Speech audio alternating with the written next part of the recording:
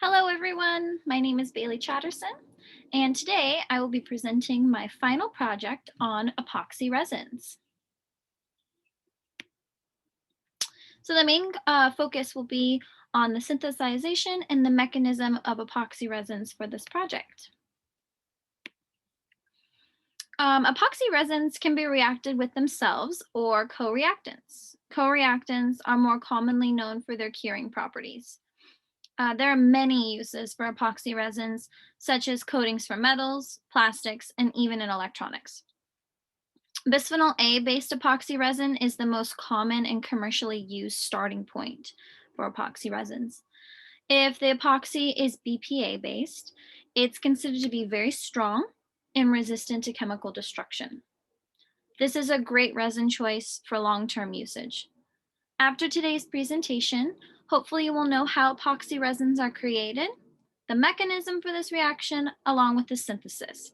You will also learn about the day-to-day uses of this product. Here are some pictures of some of the different uses of epoxy resins. Here is a table that was transformed from a wooden base to a glossy finish just by adding a resin coat. Here's a picture of the two-part epoxy resin. You can purchase this from a hardware store, Amazon, craft stores, and this is going to be the main focus of the presentation today is the two-part resin. Here is another picture. This is from a DIY project of someone's.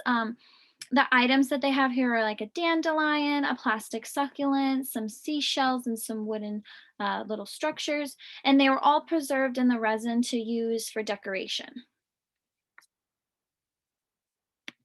All right, so next we're going to talk about the history. The discovery of bisphenol A was in 1943 by a man named Pierre Caston. You may be wondering what the bisphenol A is that I constantly mention. In simple terms, it's commonly used in plastics. So if you've ever heard of the term BPA free, that means the object lacks this bisphenol A. So there's lots of plastics you can purchase in like water bottles, for example, that say BPA free. That's a great example of, a plastic that lacks this bisphenol A. All right, so epoxy resins, they're pretty amazing. They can be used in home improvement projects, crafts, so much more. And the great thing about them is they are extremely strong and heat resistant. Okay, so next we're going to talk about the synthesis. In order to make an epoxy resin, the two main steps have to take place. So step one is you have to make a dipoxy, and step two is you have to cross-link the dipoxy with a diamine. So in the first image at the top, we see this step one taking place. The bisphenol A is reacted with the epichlorohydrin, and the reactant is NaOH. In the second image, we see the diamine reacting with the epoxide group.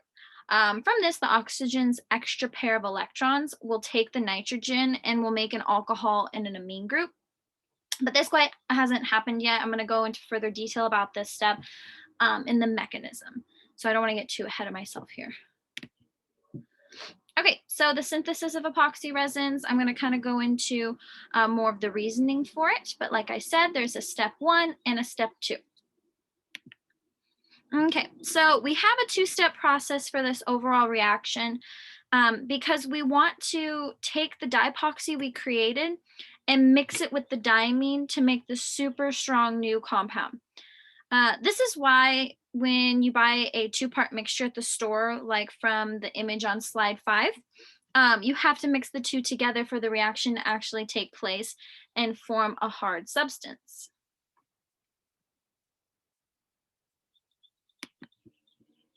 Okay, next we're going to go into the mechanism. Here we can see that the NaOH is swapping places with the bisphenol A. This creates the bisphenol A sodium salt. All right, so the oxygen, it's donating a pair of electrons to the carbon. Due to the carbon having too many electrons, so it's going to let go of the pair it was sharing with the chlorine. So you can see the arrow pushing process up above. Now we must react the product from the previous slide with the epichlorohydrin. What takes place is a reaction that places an epoxy group on the other side of the original product. So here's the arrow pushing for the previous slide. So the sodium salt attacks the epoxide, which in turn will give us the dimer. And this dimer is a sodium salt.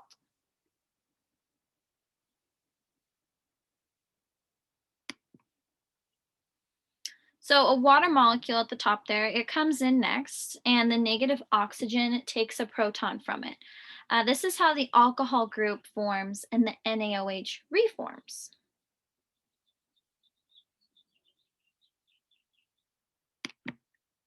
So now we're going to dive into the second major part of this reaction. This is the process of curing the dipoxy with the diamine.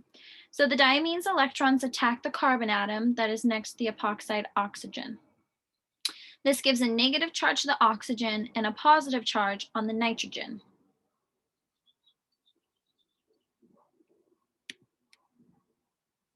So the oxygen's extra pair of electrons will take the hydrogen from the ammonium nitrogen, and this will make an alcohol group and an amine group.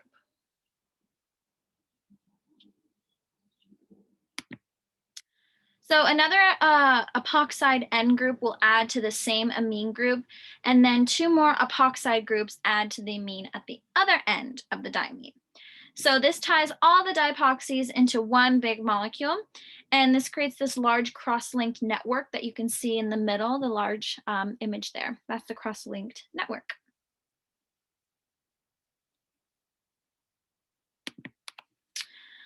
I also wanted to touch on the concept of one-part versus two-part resins a little bit more.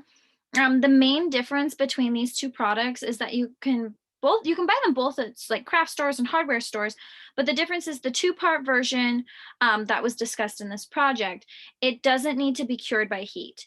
But the one-part version doesn't have to be mixed to create a reaction, but it has to be heated in order to harden it. So there's pros and cons to both, resin choices. It's just kind of depending on what you're looking to do. The two-part resins are a little easier to use for at-home projects, for smaller projects, because you just need to mix the two together and not worry about any heat. Okay, so this slide, it answers some questions you may have about curing agents and the size of the prepolymer. In summary, there are two different agents that can be used for curing. The way that was discussed in this presentation is the most common way. This slide also touches a little bit on the different ratios of the epichlorohydrin to the bisphenol A and the effects it has on the size of the prepolymer.